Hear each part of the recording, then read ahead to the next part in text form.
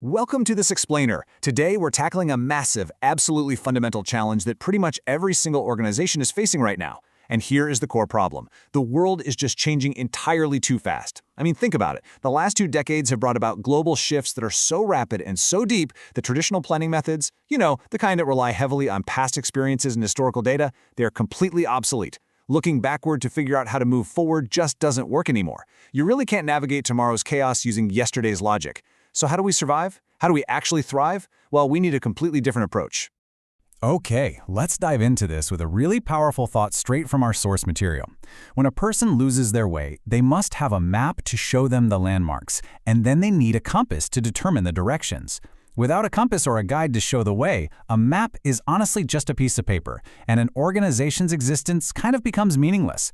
Strategic management steps in to be exactly that. It's the ultimate compass guiding a company toward its true destination. So, I'll be your map for today's journey. We're going to cover 1. The need for a strategic compass. 2. The historical evolution of strategic management. 3. The 4 elements of strategic management. 4. The 3 levels of strategy. And finally, 5. A practical application looking at educational planning. Let's jump right into part 1, the need for a strategic compass. To really understand why traditional planning fails, we have to look closely at strategic management. Because in a rapidly shifting global environment, a company's internal standards mean very little if they can't match up to the external realities enforced by top-tier global competitors. So what exactly is it? Well, it's defined as a systematic effort to reach strategic decisions, systems, and plans to achieve profitable results and satisfy the needs of the target audience. But, what I really love about this definition from the text is the mindset shift it demands. It literally forces leaders to act like time travelers. You have to shift your focus away from the present, launch yourself into the future to anticipate what's coming, and then snap right back to the present to take proactive, concrete action today. It completely transforms management from just a passive reaction into a proactive creation. Moving on to part 2, the historical evolution of strategic management. And this brilliantly illustrates how we actually got here, because this discipline didn't just appear out of nowhere.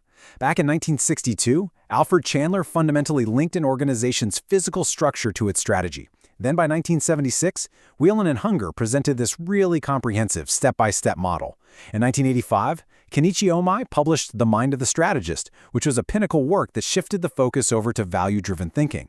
And by 1992, George Yip was pushing transnational companies away from localized, narrow thinking and toward comprehensive global strategies. So you can literally see the idea evolving, moving from a basic structural necessity all the way to a highly complex global mindset. To really wrap our heads around this evolution, we have to look at a dynamic, real-world example provided in the text, which is Dr. Jack Welch's tenure at General Electric. He took this high-level theory of strategic management and aggressively applied it to reality, pivoting GE away from slow, crushing bureaucracy to rapid strategic execution. The changes he implemented were just astonishing. He fundamentally shifted GE from basic electrical manufacturing straight into high-tech industries. He ruthlessly abolished bureaucratic formalities and all those superficial traditions. He pushed power downward, delegating heavy authority directly to middle management. He also championed this idea of a boundaryless company to make sure ideas flowed freely across all departments. And the result of this massive strategic disruption? Well, he tripled overall productivity.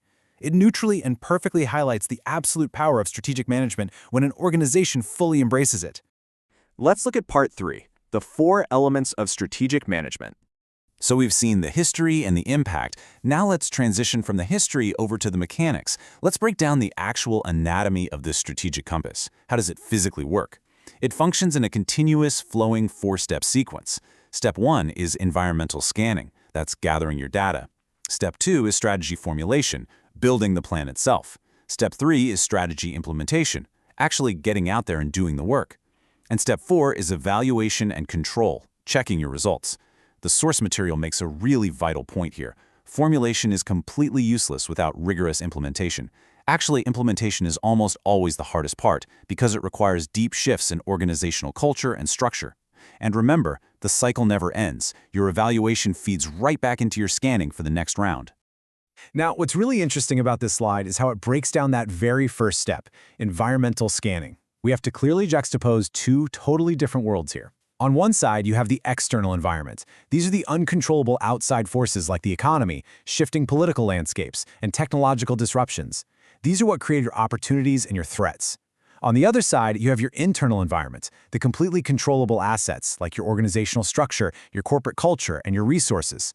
These dictate your specific strengths and weaknesses. The real magic of strategy happens when you successfully align your internal strengths to capitalize on those external opportunities. Moving right along to part 4, the 3 levels of strategy. So who is actually responsible for doing all of this? Because strategy doesn't just happen in the boardroom, it cascades down the organizational ladder. At the very top, we have the corporate level. This is the broad, big picture vision. What is our overall growth? What industries are we even competing in? Right below that is the business level, or the strategic business unit. Their focus is laser-targeted on how to compete and win in their specific market segment. And finally, we reach the functional level. This is where the daily mechanics live, your marketing, HR, finance teams. Their strategy is all about maximizing the efficiency of internal resources to support the broader business goals. For the whole thing to work, everything literally must align perfectly from top to bottom. And that brings us to part 5, practical application in educational planning. Look, abstract theories are great, but let's pivot completely and ground these concepts in a tangible, high-stakes scenario presented in our source data: the massive strategic overhaul of long-term Palestinian educational planning. This is where we see strategy actually impact real human lives. The environmental scanning in this scenario identified a massive challenge. There was a booming student population with totally inadequate infrastructure. So a highly structured strategic formulation was absolutely required. The goals were clear, and they were critical. Achieve 100% enrollment for grade 1. Phase out the exhausting double-shift classroom system entirely. Accommodate the natural rapid growth of the student population. And to actually do this, the physical requirement was staggering. They needed to build 8,976 new classrooms over a 5-year period. And here is the hard mathematical reality of that strategy: $415.7 million. That was the required budget estimated strictly for the classroom construction over those 5 years, just to absorb the natural growth and eliminate those double shifts. It completely proves that strategic management isn't just about crafting lofty mission statements, right? It translates into massive, tangible realities, and it demands immense resource commitment. So the crucial point is that resource allocation operates as the ultimate implementation phase of any strategic plan. Just look at how the curriculum rollout budget was strategically divided here.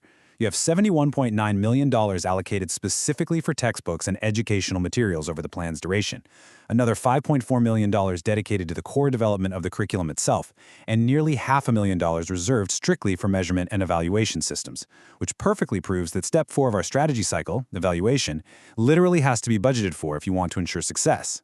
We've journeyed all the way from the fundamental need for a plan, through its history, deep into its mechanics, down its organizational levels, and we've seen its immense impact in real-world educational reform. And you know, it all ties directly back to our opening metaphor. The world is only going to get faster and more complex. So I want to leave you with this final, provocative thought to challenge your own professional environment. Without a strategic compass, how will your organization navigate the chaos of tomorrow?